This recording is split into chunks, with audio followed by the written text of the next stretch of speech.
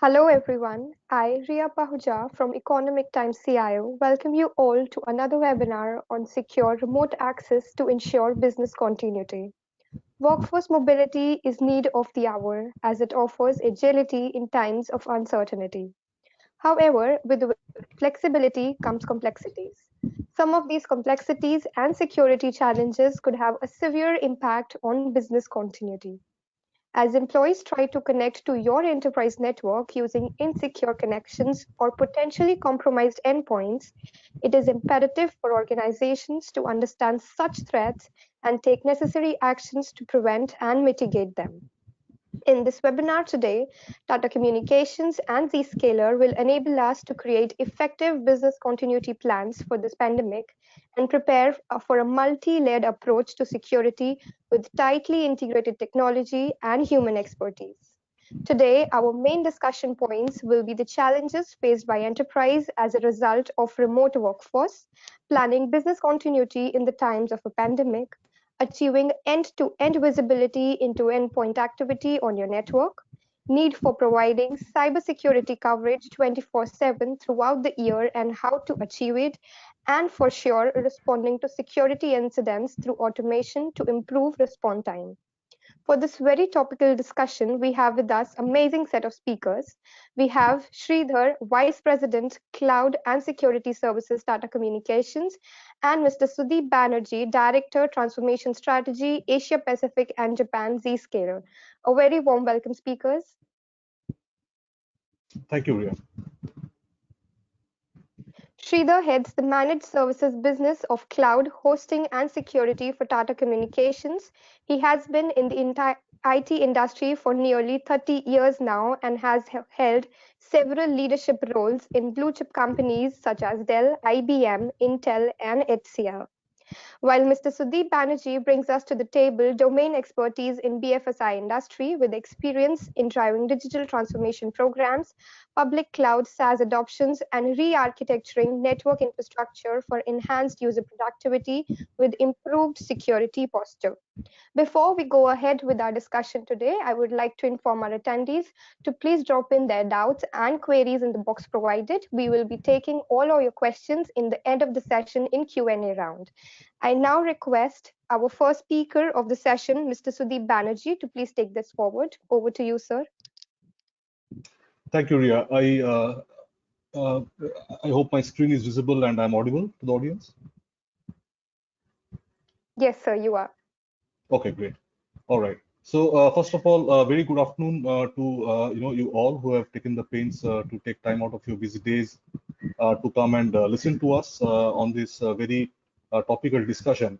I think we are seeing absolutely unprecedented times. The first time ever in each of our career. Large companies, mid-sized companies, companies of all shapes and sizes, to make business go on and to continue with their day-to-day operations, they have had to send hordes of their employees out of offices and to work from home. Like India is on a 21-day lockdown at this point in time. So is the world around us, be it Asia, be it Europe, certain parts of US and whatnot. So in these unprecedented times, how do we make business run and how do we make employees productive from their home bases? To talk about that, I am very happy to be joining along with Sridhar, who's our partner in Tata Communications on this particular part. So the key issues that we are going to talk about today, for example, like we are all saying work from home, but what exactly constitutes work from home for any employee organization, be a C-level executive to managers having to manage their own teams, down to individual contributors, who have to run day-to-day operations and tasks. It's a Herculean challenge to continue business as usual. So what exactly we mean by work from home? Secondly, what are the current challenges? We will, delve into topics, for example, VPN. The virtual private networks have been in existence since the mid-90s and has been the way for remote users, to come and access company applications inside the data center, or maybe even applications which have moved to public cloud. Now, these technology and the way it has been provisioned for company that was designed and capacitized for a workforce which could be possibly 10% or 20% of the overall workforce. But today, by sending almost 100% of employees back to home, there's a huge load on the traditional VPN infrastructure to scale and to accommodate this huge onrush of user traffic. So how are companies reacting to this? And we'll also delve on the area of cyber threats. The bad actors, cyber criminals, nation state actors, they actually wait for such kind of opportunities and pounce upon them. We run a division called Threat Labs inside Zscaler, which looks into all the emerging, kind of threats. For example, newly created domains, newly created applications around the theme of coronavirus, and we have unmasked quite a few of them, which are trying very novel ways for you to click on a link, to go to a site, or to download an app, and thereby you'll get infected. Your machines get infected, and when you bring that infected machine back to the office network, your office resumes, there's a chance for that particular threat to spread all throughout the enterprise network. What is our role? So Zscaler, for those of you who are not aware of this company, we have been in existence for the past about 10, 12 years now. And I don't know how, but somehow we were kind of designed and built for almost days like this. We have been designing cloud security solutions to enable remote work, and we have kind of done it at scale.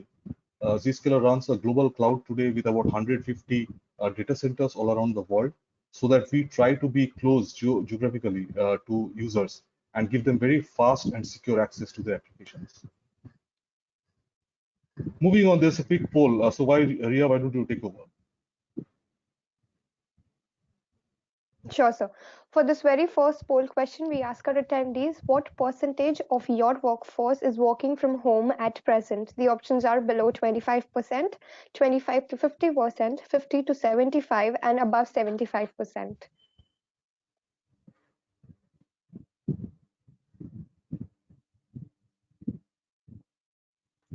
Attendees have quick 20 seconds to answer the question.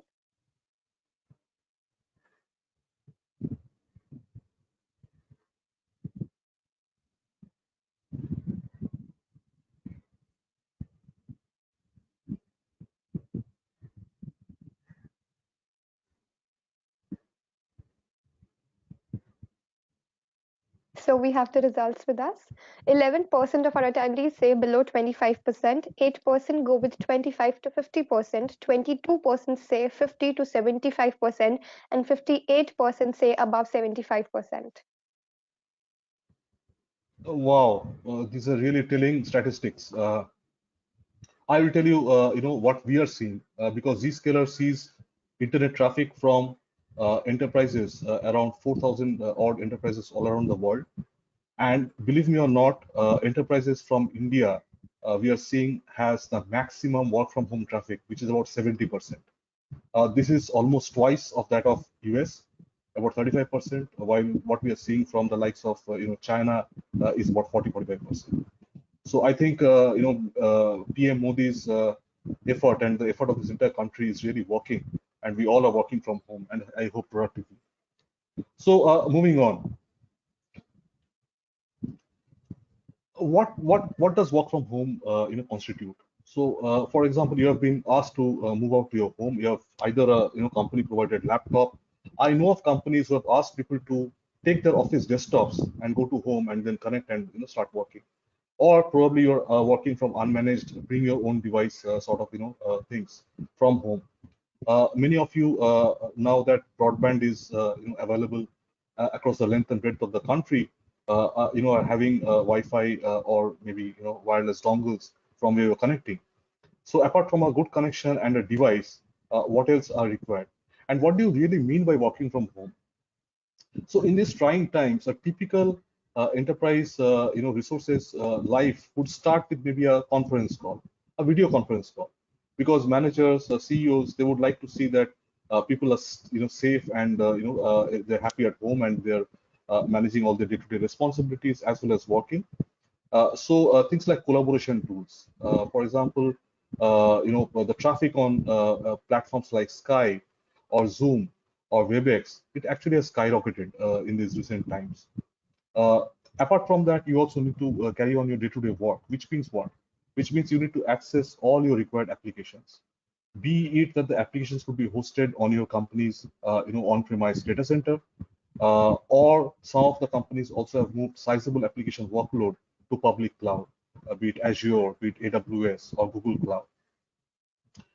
You also need to access web-based applications as well as non-web-based applications. For example, things like files, files which are lying maybe in file shares, in common file servers in your office. How do you get access to it? So, variety of applications which has to be accessed from home. Uh, we are talking about cloud identity. For example, to provide access to any user. Uh, Earlier, when you are working from home, you have a certain layer of security around you. We know who you are and what you are kind of authorized for to access. But when you are doing the work from home, how do we maintain the same posture? So we need to identify you as the user, your device, and then by talking to federated solutions for identity and access management, like Active Directory or be it the new ones like Ping or Okta, we got to find out who you are, where you want to go, and make that connection in a very fast and secure manner. So user experience, as you know that a lot of these tools like collaboration tools, even working on things like file shares, SharePoint, etc. All of these are kind of bandwidth hungry. They're latency sensitive applications, and you are maintaining constant set of connections with these applications. So how do you manage that kind of scale and give a good user experience to all employees? Rapid deployment. I will share with you later in the presentation, but we have had to scale our cloud almost 4 to 8 times, depending upon which part of the world you are talking about, to handle this huge load which shifted from office to homes. And in the midst of all this chaos, security, and compliance people, risk people in company, they have to maintain, that there's no kind of, bad actors or, threats of malware getting downloaded, etc., on company machines. Uh, so all around visibility should be there, as well as troubleshooting with user issues. So these are kind of, six must-do steps to enable a successful work from home. What is the current network and security topologies in companies today to enable work from home? See, traditionally, as I mentioned to you, remote users used to connect to company applications uh, using VPN, right? So there are inbound gateways, which are essentially remote access servers, like VPN gateways, which are put in a DMZ. And you also need to have surrounding environmental applications. For example, you need to have hardware like global load balancers, or you need to have anti, DDoS protection. So there's a raft of security appliances which I'm showing over here in this inbound gateway that you need to traverse through to come inside your data center and access applications. And if certain applications have moved to the cloud, then you need to have something called site-to-site VPN. So all these hairpinning or tromboning of traffic from outside to inside, going out, coming back again, results in very, very poor user experience. Rarely will you find any person saying that, oh, I had a great user experience working on a VPN. Secondly, the VPN capacity which has been deployed in your companies has been capacitized to handle 10 to 20% of traffic. Typically, people like sales who are working from outside, or senior management who are traveling to other parts of the company, or other offices, or working remotely from hotels or airports, whatever. But now today, it has to handle 100% of user traffic. Is the VPN scaled for that? I don't think so. You need to add new licenses. You need to add more hardware. Where are these boxes built? They're in all probability built in China, where the supply chain is completely broken. So even if you have to order, new servers today, it would take at least 2 months, 3 months, even to get, deployed and sorry, delivered, and then you need to, kind of deploy them, rack stack, and then start using them. Nobody has that amount of time today. So with all this issue around, VPN infrastructure, what can be, possible alternative solution? So we come to our second poll. Over to you, Ria. Sure, sir. For the next question for our attendees, we have: was your organization ready or equipped to handle this huge shift of workforce from office to remote working locations? The options are for sure yes, no, or maybe.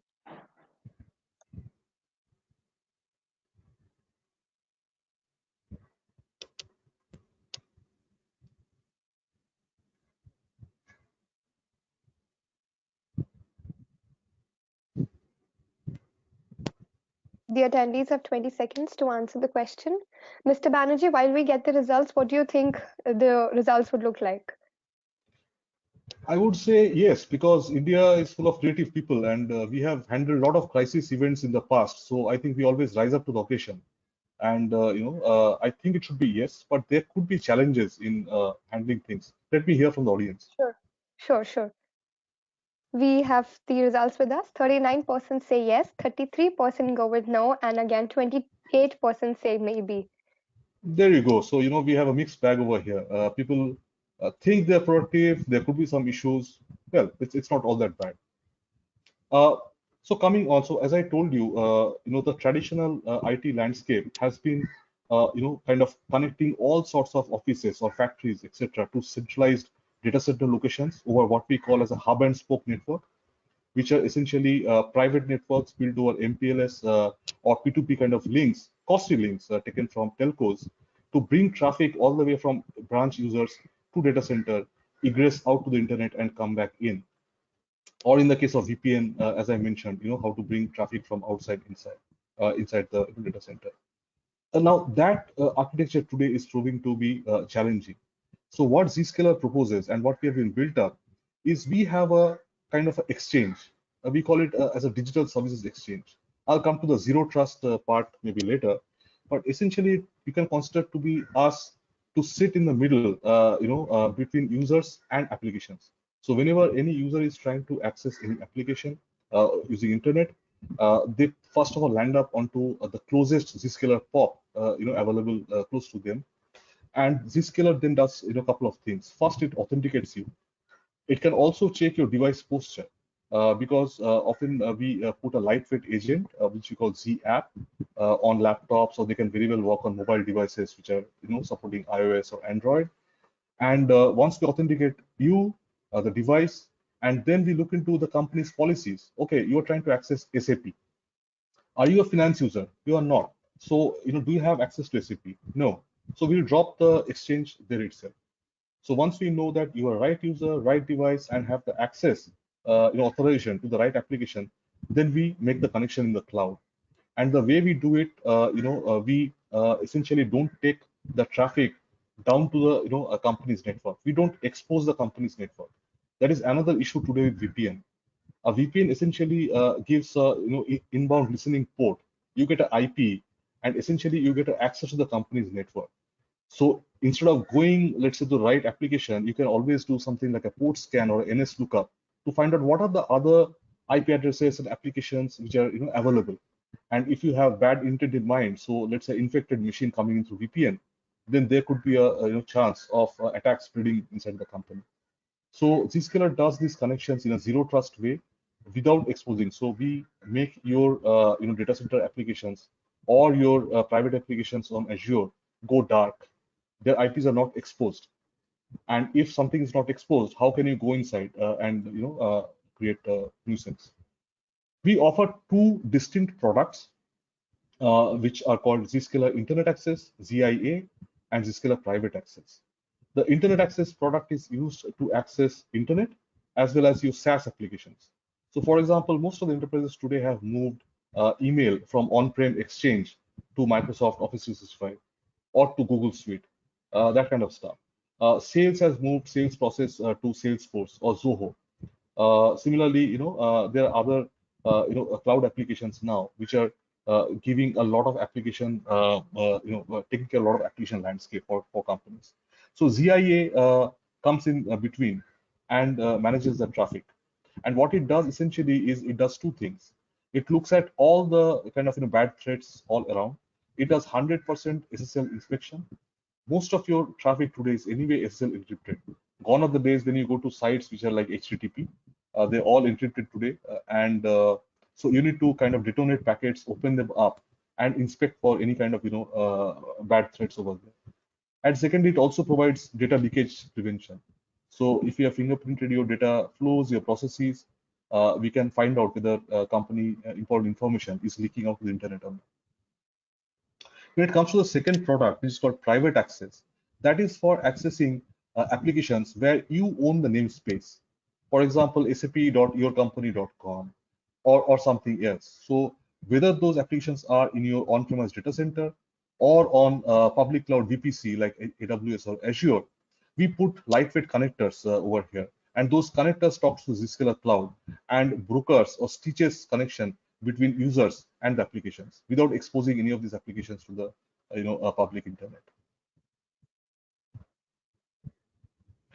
Some of the use cases of ZIA, what it does, so it does like threat prevention, as I mentioned, and it does access control. It can do simple URL filtering policy. It can also implement cloud firewall, and for your SaaS applications, it will also do QoS. For example, okay, company allows people to go to YouTube or to Facebook, but maybe only during lunchtime. Or we want to give 50% assured bandwidth to Office 365, for example. So this kind of QoS controls could be built in, and DLP prevents data from getting from going out. We are coming up with other technology areas also. For example, let's say banks, they have got very sensitive applications. They don't want users to get native access to the application and download data onto their machine or whatever. In which case, we kind of come in the middle and provide something called browser isolation, which prevents users from downloading anything sensitive. In the paucity of time, I'm moving a little fast, so bear with me, please. Coming to the second product, which is private access. As I told you, there are connectors in front of applications, and there are agents sitting, in front or on your laptops, or you can even connect using browser. And Zscaler is a completely cloud-managed and cloud-hosted multi-tenant solution. We don't want to put any single piece of hardware or anything on your networks. So for ZPA, essentially, since we make your applications go dark, you can very well reduce the cost which you spend today in maintaining a VPN gateway or giving DDoS protection to your VPNs or anti-firewall. And things like network segmentation or NAC, which has always proved to be difficult, can be replaced by doing things like application segmentation. I'll tell you something which is quite interesting. Enterprises have hundreds of applications which are exposed to the internet. This could be in a development environment, test and QA or production.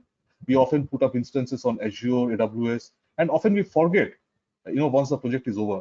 But those are still applications exposed on the internet, and they present a way for bad actors to actually come in and through that to penetrate into a whole network. This solution gives you complete application discovery. It will tell you what are the various applications you have and which users are accessing what applications. You may as well find out that 30% of your applications nobody is even accessing. So why don't you take it down and thereby reduce some valuable cost for the business? So application discovery, availability, and as I mentioned to you, things like browser access or so the essence of the solution is that we want to give a zero trust network access, a zero attack surface, and thereby keep your application environment safe and secure.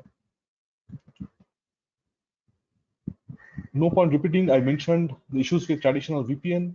There are, in today's context with work from home, 100% of users, there is no way that we can order more devices, get them in, put them up. I think by the time we do all that, the crisis will be over. We could be going back to office. Hence, we come as a solution. Because we are completely cloud hosted and cloud managed, we can deploy in a matter of days. And I'll show to you two case studies in particular, and I'm sure Sridhar after me is going to speak about more. So these are European case studies, and some of them are actually they have gone public with their statements about how Zscaler has helped them. So they're available on LinkedIn if you choose to search for Zscaler, where we have ramped up users from let's say 5,000 to about 20,000 level 4 times in a matter of whatever a week, and then we are going further. This is I think one of the biggest German companies. where we have ramped up, users to about 100,000 level, and they've got about 300,000 users, which they are bringing onto this platform, completely replacing their VPN stack. I told you about the, how bad actors take advantage of crisis situations. Just imagine people peddling a mobile app, which will help you to secure a corona mask or to get corona test kits. So these are nothing but trying to, exfiltrate data or to spread, malware. So be very careful. Don't get lured by all these fancy, websites or apps, and be very careful in what you click. These are very, dangerous times. The Zscaler cloud, we handle a huge amount of traffic. On a daily basis, we see upwards of 90 billion transactions, which incidentally is about some 14, 15 times of the number of Google searches which happens per day, which is about 6 billion the last time I checked. And by looking into all of this traffic, by looking into all the threats, about 120,000 unique updates goes into our cloud.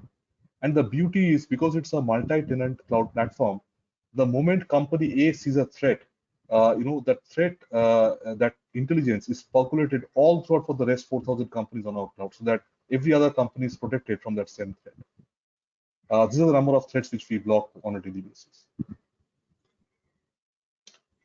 Scale. So these are the times when the world is working from home, and we all require bandwidth, and we all require scalability and secure and fast application usage. This is what the Zscaler cloud has seen. Our ZPA cloud has seen traffic growth hugely, and this is how we have been able to kind of scale the cloud up. 12 times in China, 6 times in Korea, 5 times in Europe, and this story continues. So to wrap it up, my section, essentially for successful work from home, you need to figure out which user, what application, and how they have to access. You need to think about speed. You don't have the luxury of time. You need to deploy thousands of users in days.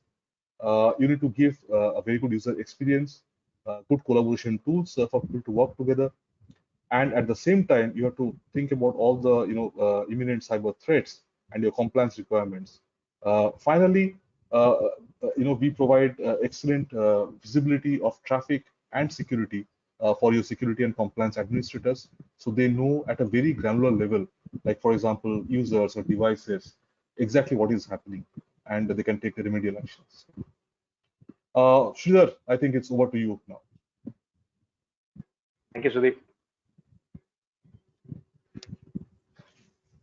Okay, so I think Sudeep has given an excellent introduction, and it's a nice segue for me to take over from here. So why don't we just start with a short poll, Ria? Sure, sir. For this poll, we answer our attendees what were or are the challenges faced by you when making this shift. The options are enabling secure, reliable access to all applications, rapid deployment of security solutions, cyber protection regardless of connection, device, and location, all of the above, or none of the above.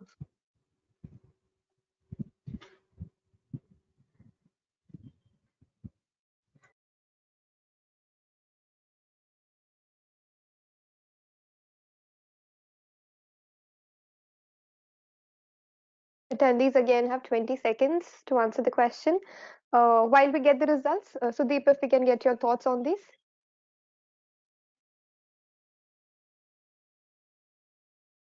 I'm so sorry. Mr. Sridhar, if we can get your thoughts on this. I would think all of the above, because Sure. each one of them comes with its own set of challenges. Some companies may have all, but quite a few will have a combination of these which needed some attention at this point. So I would presume all of the above. Sure. We have the poll answers with us. 7% go with enabling secure, reliable access to the application. 3% go with rapid deployment of security solution. 6% go with cyber protection regardless of connection, device, and location. 5% go with none of the above. And for sure, 80% go with all of the above. Okay. Thank you. So I almost can become a fortune teller, I guess. But that's it. Let me just proceed with this. Um, yeah. So this obviously is stating what you're going through, but at the cost of being repetitive.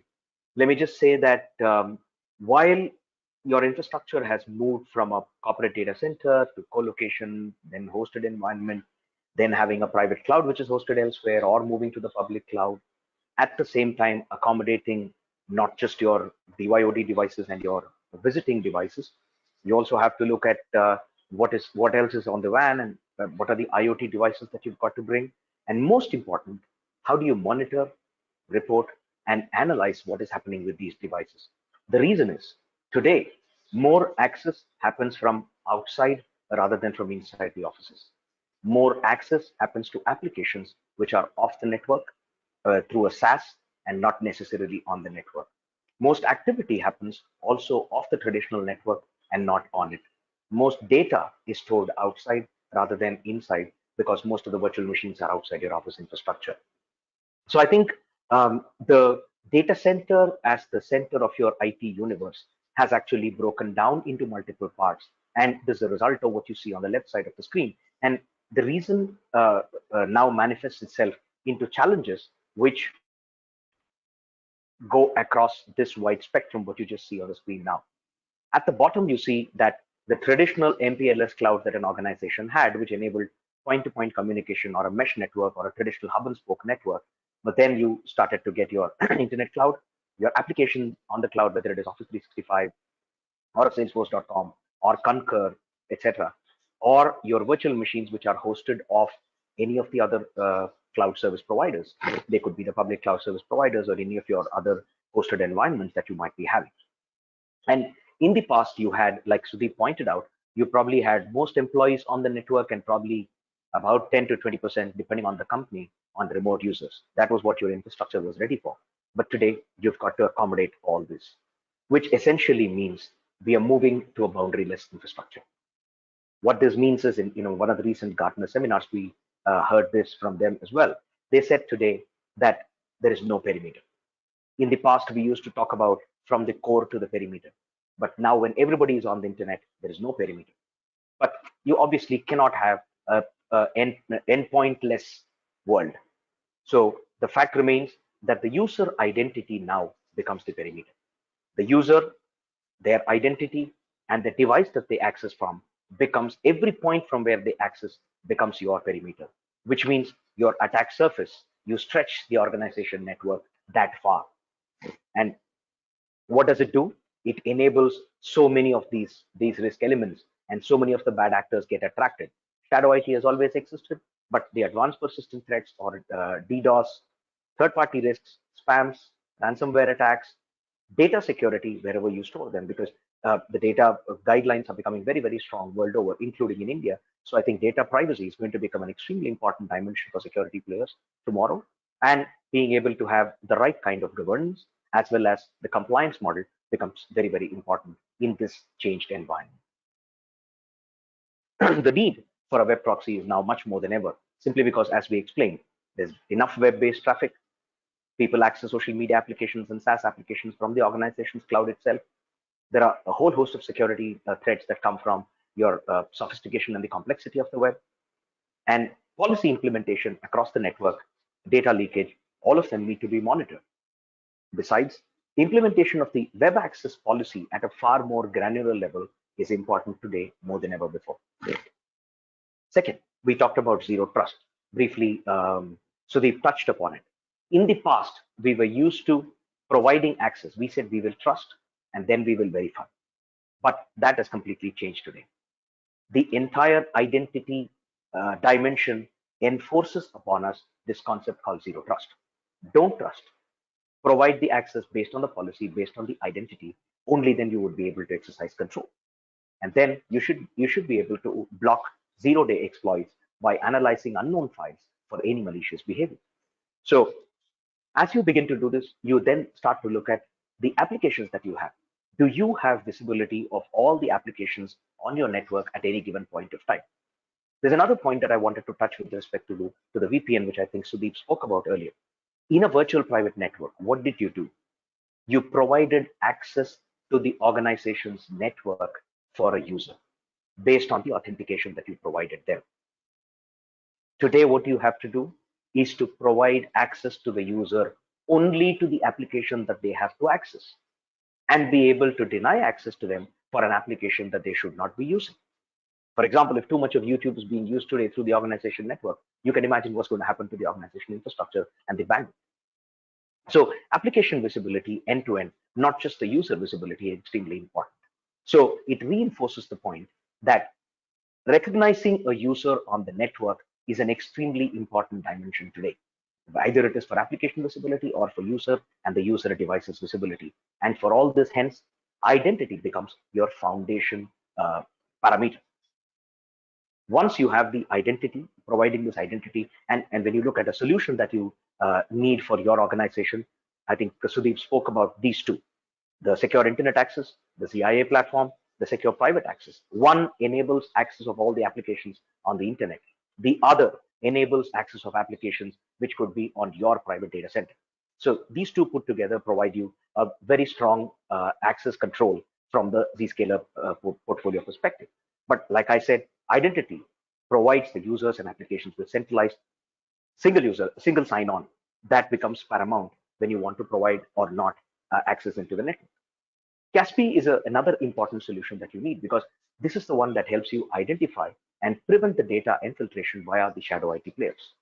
Second, this is the only way for you to enforce internal and external collaboration policies.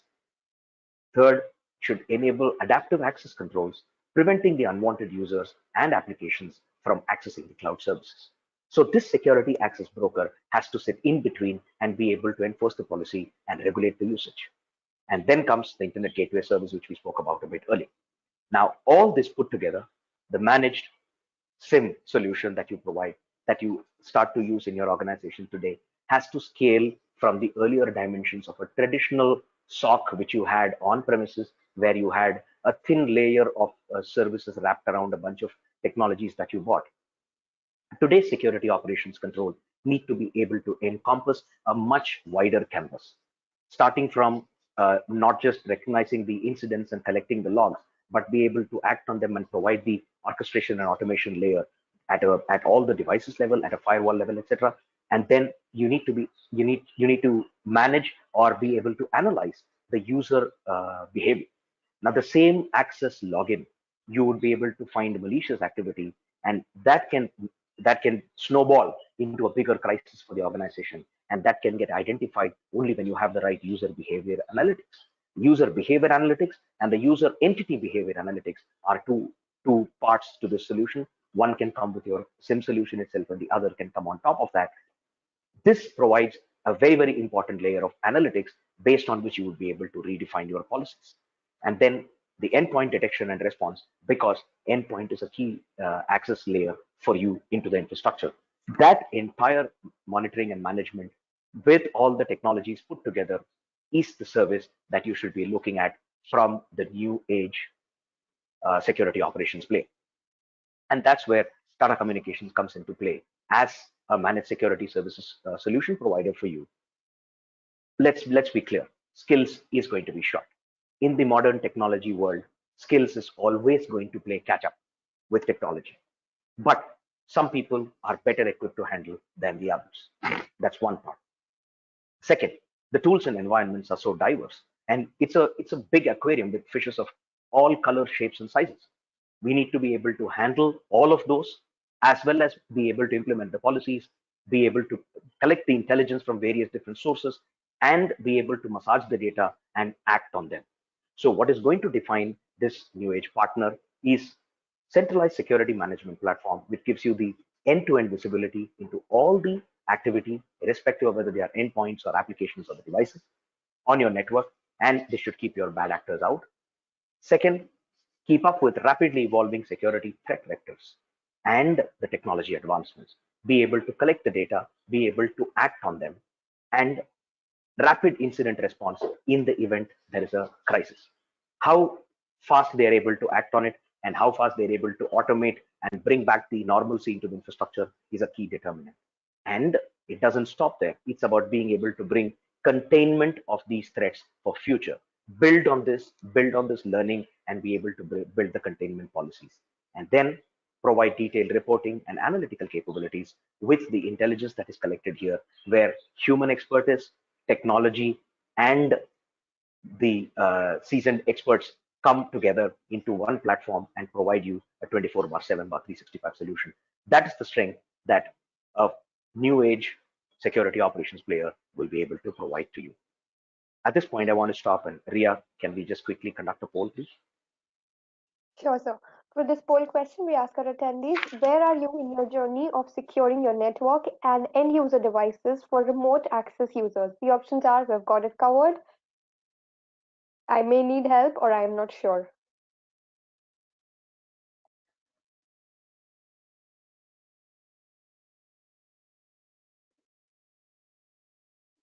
While we await the answers, Mr. Sridhar, our fortune teller, can we please have your thoughts here? I think I may need help All right. because it's forever a journey. And I definitely know that various organizations are at varying degrees of adopting some of the later technologies as of today. Sure.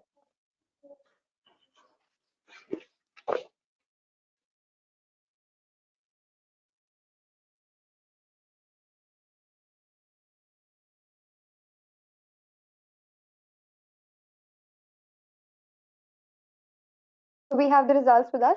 39% say I may need help, 20% say I'm not sure, and 21% say we got it covered.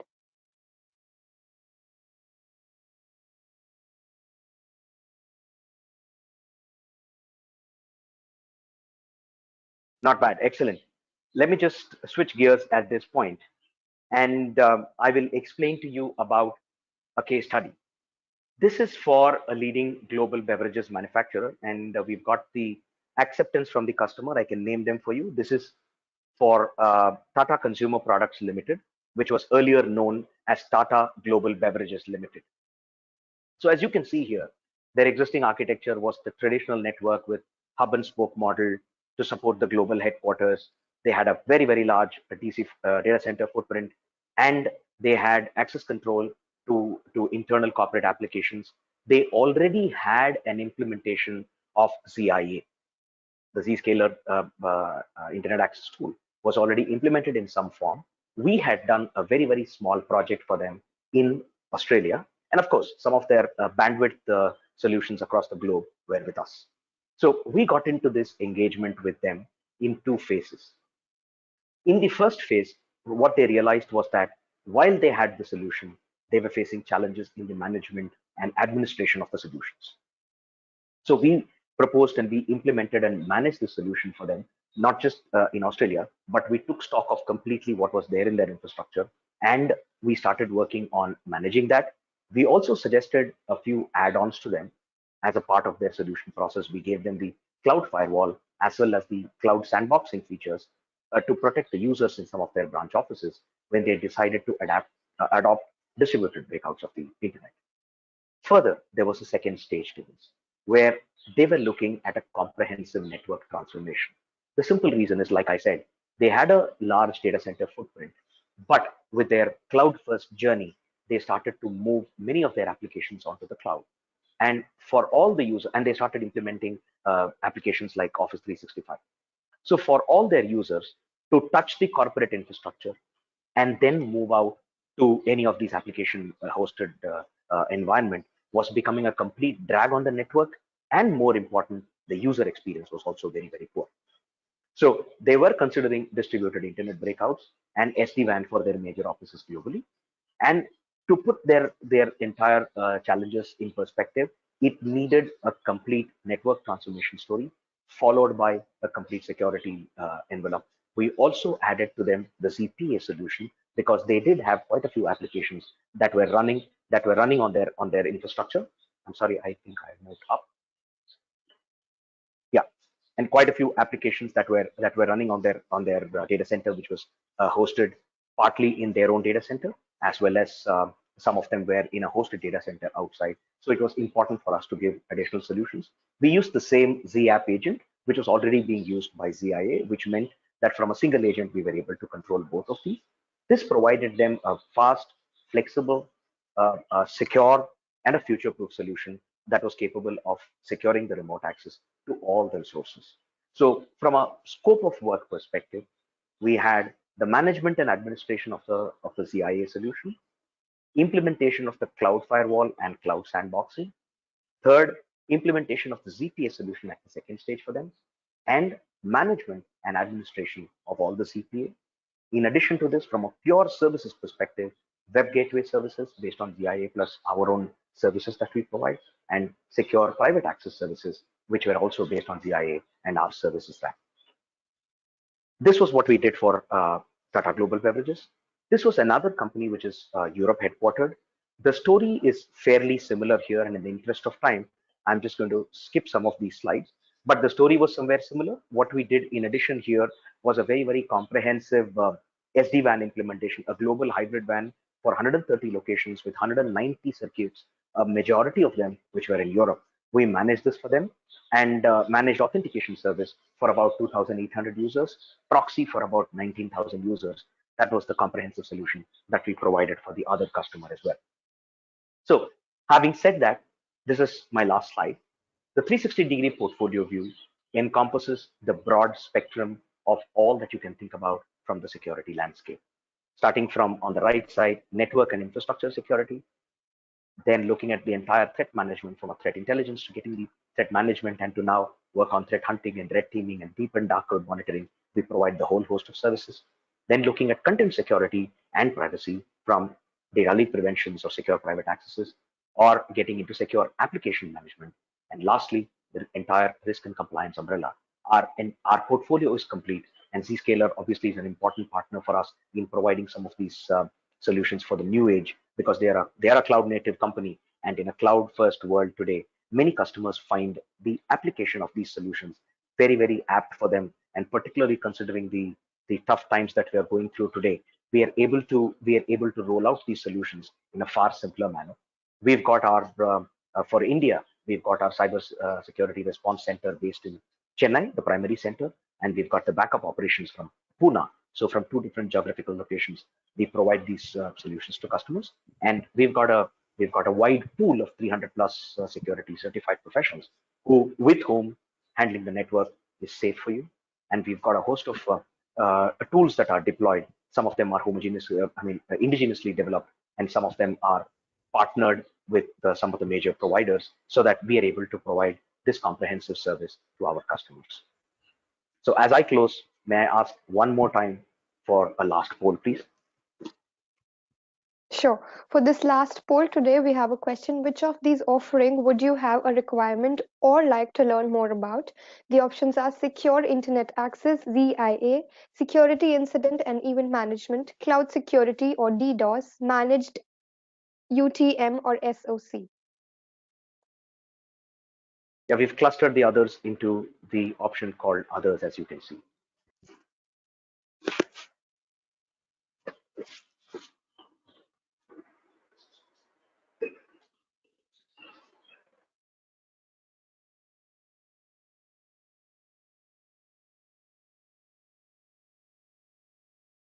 This is the last poll question for today.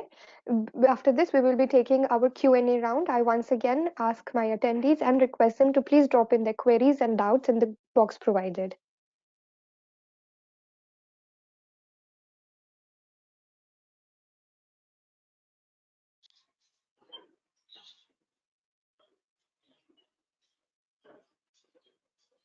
So we have the answers and results with us. 31% say secure internet access ZIA, 15% say security incident and event management, 30% say cloud security or DDoS, 14% say managed UTM, and 10% say SOC.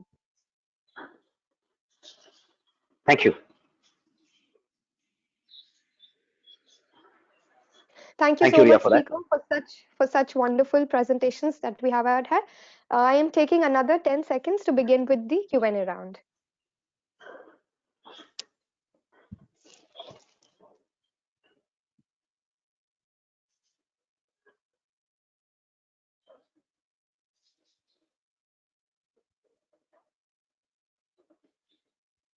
So our speakers beginning with the Q&A round. Our very first question is if we can have both of your thoughts here.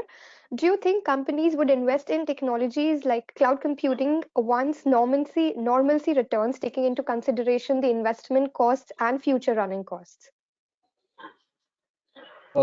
Maybe I would go there for about 20 seconds. So, what is normalcy? And we don't know. We all want the world to come back to normal as it was before, but we don't know. Maybe these kind of times they become par for the course, or they become the new normal. What I am anticipating is that work from home, though not to this extent, but definitely would continue. Secondly, companies who used to have a BCP a plan and drills, they have to do these things much more rigorously and actually try them out instead of keeping them as a paper document.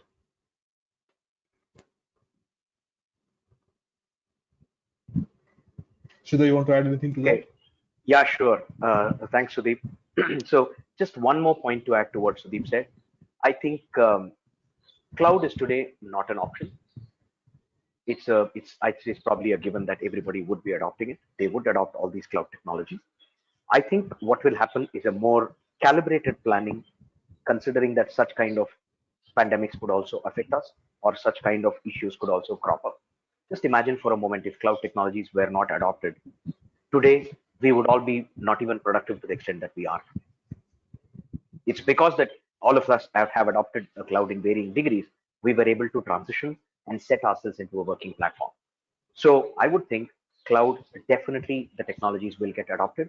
There will be a calibrated response, and every organization will be prepared for a higher degree in terms of remote workers. Because I just saw today a news item which said that uh, many of the salespeople and many of the branch operations of bank also now we realize do not need people on site.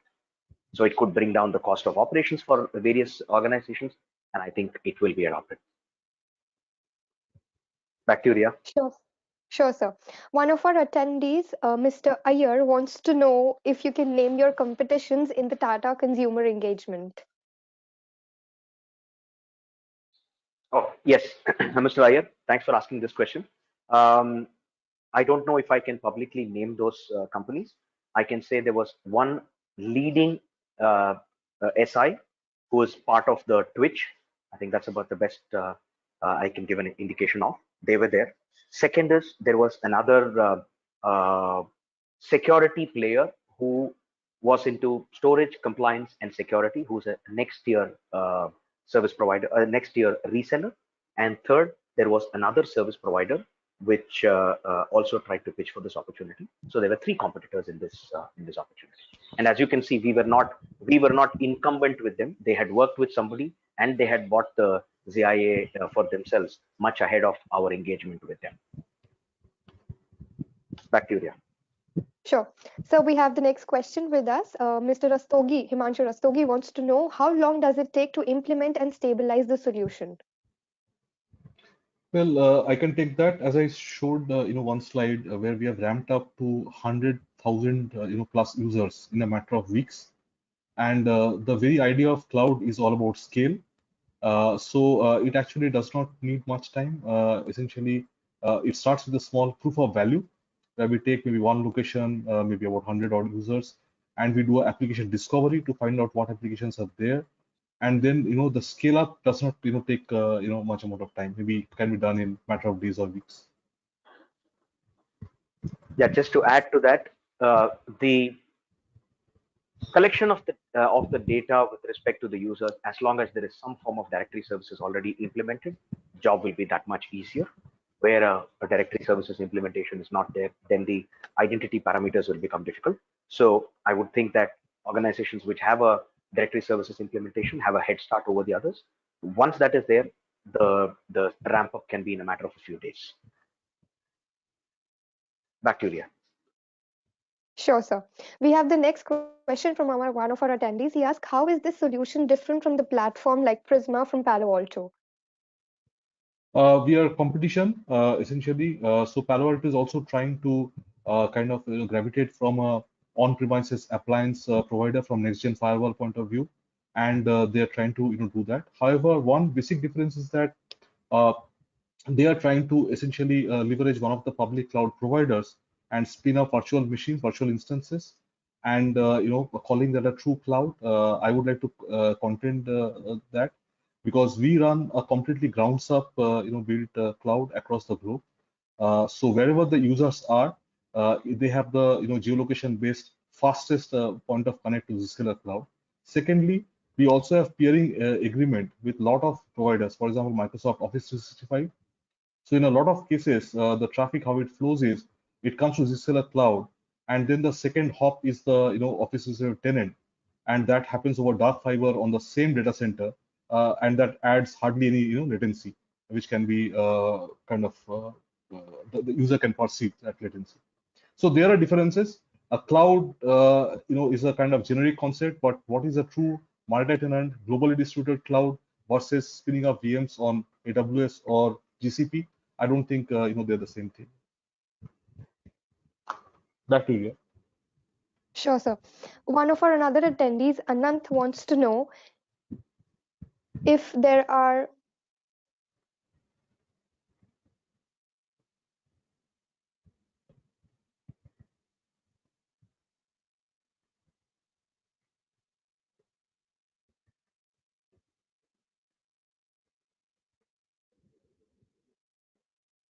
Ria, I lost you. Yeah, I think we lost you, Ria. Yeah, I'm here. The next question is there a solution available for SME or SME professional firms? Our attendee wants to know what is the high level cost of implementation of Zscaler or similar platforms? That would depend essentially on the size of the organization, number of users, and would be happy to engage in a one-to-one discussion or with Tata Com in the place. So please reach out to us and we'll take it up. Back to you. Sure. We have next question coming in from Sri Kumar. He wants to know what is the prerequisite required for implementing ZIA and ZPA? I think Sridhar made an excellent point. So you should have a directory service in place. So because we are not an IDP provider, we integrate with IDP providers like Active Directory or with Okta, Ping, etc. So that apart, not much of a requirement essentially. We just need to understand your data center footprint, application landscape, try a very quick POC or POV, what we call it, and then we are good to go. Back to you. Sure, sir. The next question is what's the impact on latency of application? Does it increase the load on the on-prem DC loads in terms of the bandwidth utilization? Okay, the very architectural part is that we take bandwidth off the on-premise data center. Uh, it is so Zscaler works very well in tandem with solutions like SD-WAN. So if you are doing local internet breakout from your branches, you don't need to hairpin the traffic back to data center for each and everything. Just understand this part. Today, enterprise which has already adopted public cloud SaaS apps like Office 365, their average internet traffic emanating from any location would be about 60% which is internet bound, 40% which is bound for the data center applications. But today you are taking all of the 100% traffic back to your data center and then egressing out through a stack of security appliances and thereby increasing latency. By going direct to the Zscaler cloud, from the branches, you are taking load off from your current, MPLS links, and obviously taking load off from your security appliances at the data center. So definitely, it is not a question of adding more load; it's a question of taking off load. And because it's a cloud which can scale and handle, traffic, we don't add any perceptible, latency. So user doesn't understand, and our usual response is applications are working very fast, and it's almost like we are in an office with a high powered bandwidth. The same thing we are getting from home. Over to you, Ria. That was a good question. Thank you for asking. Sure. One of our another attendees, Manoj Dua, has presented his case. He wants to know if you can help him out further. He says, considering the situation, we had made a move a critical one on-prem application to the cloud infrastructure, that is AWS, with users connecting through RDP bound with endpoint MAC addresses. What further security measures can you suggest him in this scenario? Not sure that I understood it. Maybe Manoj will be happy to take it offline. Ria, if you can route the question to me and Sridhar, we Yes, can get please, back to him. because we will need a little bit more understanding and some depth of the implementation that you've done with the NAC. So a private conversation will help, Manoj. We'll connect. Sure, sir, we can make that happen. We have another question from Suhas Dalvi. He wants to know, does Zscaler support agentless access to SSH, RDP, and VNC? Does it support Linux, automatic Wi-Fi security, and endpoint security support? So Zscaler provides access either from an agent, or you can also access from browser. From an agent, you can access all TCP UDP applications like the ones you mentioned. But from the browser, it is all web-based application, be it HTTP, HTTPS on port 80, port 443. To add to that, Suhas, there are a host of other endpoint solutions that can be added to this complementarily, and it entirely depends upon what you already have and what would you like to implement. Maybe with you also, if we can have a separate conversation and understand what is it that you're looking for, perhaps we'll be able to help together, Zscaler and us. Sure. Sure, sir. Considering Thank that you, we're Ria. running out of time, we are quickly taking another last question. If we can have both of your thoughts here, what precautions can we take to safeguard company data that's currently being shared through multiple collaboration platforms? Unfortunately, you cannot do much. So in my previous company, I've seen, for example, sales heads, they're running the entire sales communication on WhatsApp, which includes go-to-market strategy for new products, current quarter, how much has happened, product-wise, geography-wise distribution. All of that is happening on a public part, and anybody can take that and forward to any other source. So it is vitally important today that when we use cloud applications, we should use cloud applications which the enterprise is licensed to use and also have proper security, like for example, CASB or DLP, essentially to monitor exactly who can post what. So, for example, can you go and only view information vis-a-vis posting information? Can you go to, let's say, company sanctioned box or other file sharing application, and then you would be allowed or disallowed to send out files from there. So these kind of controls are getting vital day to day because the world has opened up and people are working from everywhere and whatever using all kinds of platforms. So having a proper CASB, DLP along with your proxy and 100% inspection of internet traffic is a vital order of the day. Sridhar, you would like to comment on that? Yeah, just endorsing what he said. The issue is, as Sudeep pointed out, many haphazard communication have begun to happen. And I know of some startups which are running their entire operations only by conveying everything on WhatsApp. And they send images on WhatsApp, little realizing that this is such a confidential information. And then one of my previous employments, I had a customer come back to me and say that somebody opened up their mobile phone data and they shared it directly with the customer. So it is possible for leakage from various forms, and it requires a complete thought process on who has the rights, how much, how far, from which device, from which network. All that kind of a thought process need to be done, and it's a thorough bottoms up exercise that needs to be implemented. So the same user, for example, various life sciences and healthcare research companies do not allow the same level of access from a device which is their IT operations maintained versus same PC at home versus a PC at home for the same user. So it requires a lot of thought, and it's a complete bottoms up exercise that needs to be done. And of course, companies spend a lot of time and energy depending on how much do they want to safeguard and what is the level of data, how much of IP do they have, which they would like to safeguard through those fields. Yeah, back to you, Ria. Sure, sir. Thank you, Mr. Sridhar. Thank you, Mr. Banerjee, for such insightful session and the answers that you've given us. I'm equally grateful for all our attendees for being with us today. I must say, we had a great session there. Thank you so much and have a nice day ahead. And most importantly, stay safe. Thank you. Thank you. Thank you very much. Thank you very much.